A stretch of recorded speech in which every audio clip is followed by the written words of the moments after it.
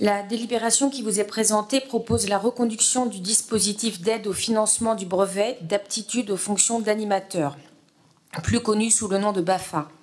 Ce dispositif, appelé BAFA citoyen, existe à Montreuil depuis plusieurs années. Il consiste à apporter une aide de 200 € pour la formation du premier stage BAFA, cumulable à d'autres dispositifs comme celui de la Caisse d'allocation familiale ou de la Direction départementale de la cohésion sociale, car nous savons à quel point le coût initial de la formation est élevé et freine nombre de jeunes à se lancer.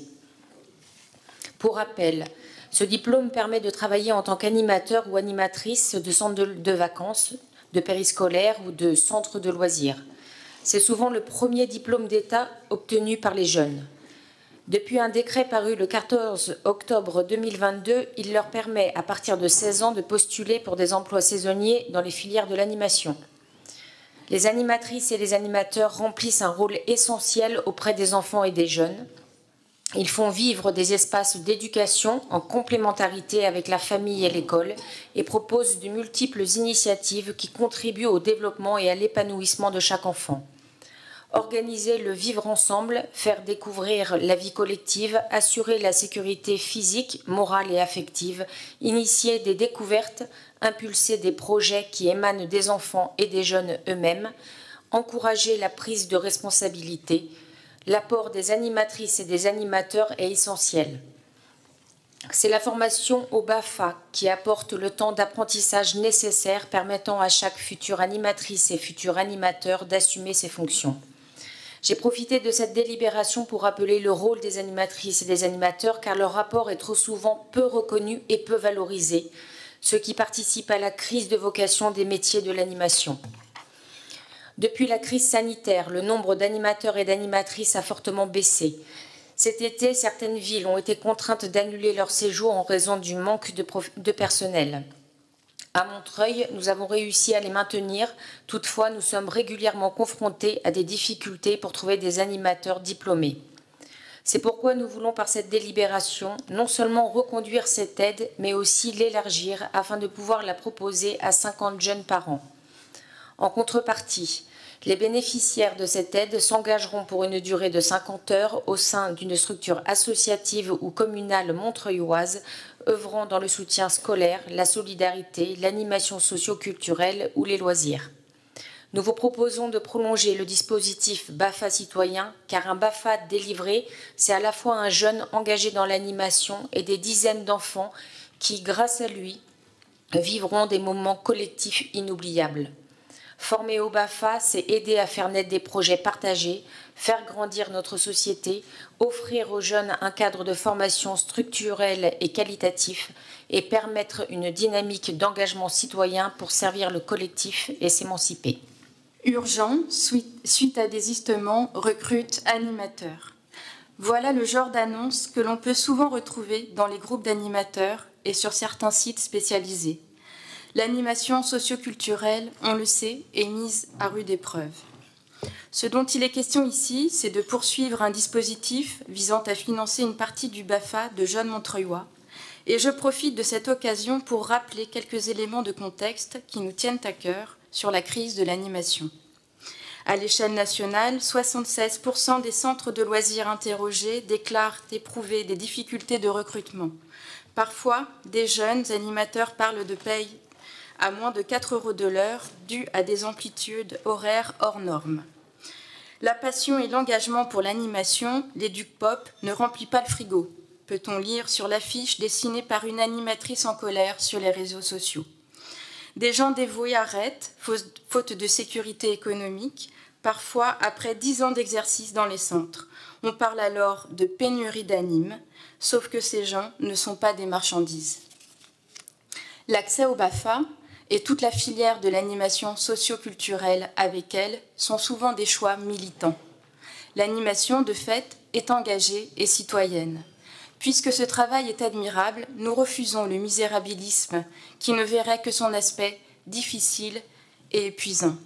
Cette formation est riche et structurante. À l'aide d'outils pédagogiques, on y apprend les valeurs de l'éducation populaire, on valorise la curiosité et l'entraide, toujours à l'écoute et au service des besoins fondamentaux de l'enfant. Encourager la formation, c'est aussi permettre l'accès aux loisirs pour tous qui parlent à tant de familles montreuilloises. Dans une société de plus en plus individualiste et numérisée, les enfants s'évadent de moins en moins, font de moins en moins de colos, et c'est aussi la question fondamentale de l'accès aux vacances pour tous, conquise de haute lutte, qui est ainsi reposée. Pour les animes en devenir, la première galère, c'est le prix de la formation. La mesure de cette délibération permettra donc à 50 jeunes d'accéder à la formation en s'engageant à travailler pour la ville. Depuis 2022, la ville de Montreuil aide des jeunes motivés de 16 à 25 ans à financer leur formation au BAFA à hauteur de 200 €. Le brevet d'aptitude aux fonctions d'animateur est un prérequis pour pouvoir exercer des fonctions d'animation au sein d'associations ou de collectivités avec des jeunes publics. Pour beaucoup de jeunes, cela signifie une possibilité de travailler durant les vacances scolaires ou bien un job d'été. Et pour de nombreux adultes, c'est une vocation qui peut s'exprimer. Rien que sur l'année 2022, plus de 70 000 personnes se sont inscrites pour le passer, mais on observe une forte baisse du nombre de BAFA délivrés, ce qui fait redouter avant chaque été que la pénurie d'animateurs impacte les vacances de beaucoup d'enfants. Le milieu de l'animation est donc un secteur en tension qui nécessite des personnels formés à l'encadrement, mais aussi à ses risques pour assurer aux plus petits des moments ludiques en sécurité. À Montreuil, le prix de la formation au BAFA peut se révéler un véritable frein pour beaucoup de jeunes issus des milieux les plus précaires. Selon les organismes, la formation coûte entre 500 et 1 200 €. C'est autant d'argent que certains ménages préfèrent utiliser, notamment dans cette période d'inflation, pour des postes de dépenses prioritaires. Passer le BAFA peut permettre à ces jeunes d'acquérir un diplôme et de premières opportunités professionnelles, mais comme cela a été rappelé, c'est également l'occasion de se familiariser avec l'éducation populaire et l'engagement citoyen. Il s'agit d'apprendre à concevoir et organiser des activités et des projets d'animation de qualité qui répondent aux besoins et aux possibilités des enfants et des adolescents, ainsi qu'à leurs aspirations. De veiller au bien-être, à l'épanouissement et à la sécurité des enfants et adolescents accueillis, d'élaborer et de mener un projet au sein d'une équipe et s'engager dans une aventure collective enrichissante, socialement utile.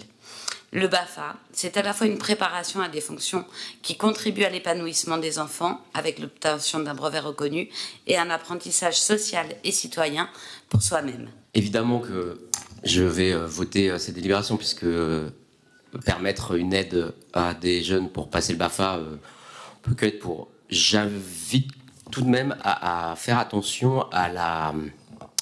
Même si ça se fait dans beaucoup de villes et que c'est devenu une pratique assez courante que de conditionner l'aide en fait au fait de faire 35 ou 50 heures en association ou dans un organisme pour les jeunes, que c'est quand même un peu mettre le doigt dans la conditionnalité des aides et que ça ressemble quand même à s'y méprendre à l'obligation de travailler pour toucher le RSA. Donc, évidemment, on n'est pas sur le même nombre d'heures. Il nous a été indiqué... Bah oui, réfléchissez 2 secondes. Hein. Je sais qu'il y a les bonnes DSP, les mauvaises DSP, les bonnes conditions, les mauvaises conditions, mais enfin, ça ressemble beaucoup. Enfin, voilà. Et je dis ça, c'est fait dans plein de villes de gauche, plein de villes de droite. Voilà. Mais on peut quand même se poser la question de la non-conditionnalité de ce type d'aide, quitte à fournir aux jeunes des possibilités de stage ou autres, puisqu'il nous a été indiqué une douzaine de mémoires d'associations partenaires de ce dispositif qui, manifestement, ont vocation à accueillir, pour ces 50 heures, les jeunes en question. Ce qui n'est pas clair, c'est si c'est quand même aux jeunes de faire la démarche ou si on leur proposera d'emblée, en fait, de choisir les 50 heures dans telle association, ou si c'est une démarche volontaire du jeune qui doit quand même se débrouiller pour trouver les 50 heures, et s'il ne les trouve pas, du coup, il doit renoncer aux 200 €. Est-ce qu'on pourrait avoir au moins des précisions là-dessus ? Et je le répète, je voterai cette délibération, ne vous énervez pas. Il y a bien une liste d'associations qui est mise à disposition des jeunes et on les aide évidemment à entrer en contact et à pouvoir à faciliter la réalisation de leurs heures. Voilà ce que je peux vous dire. Ils ne sont pas laissés à l'abandon. Merci beaucoup. Et j'en profite pour saluer le travail de l'enfance et de la jeunesse, car je crois nous avons eu autour de 450 jeunes qui sont partis en colo au mois d'août,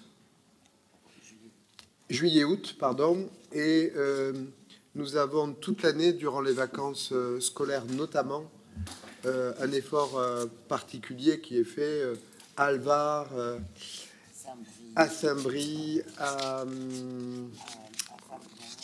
Samson, en Ardèche, et c'est une belle et grande chose. Je mets aux voix contre, abstention, unanimité. Je vous remercie. Madame Menouche, je vous passe la parole pour le protocole de coopération Côte-Bousse.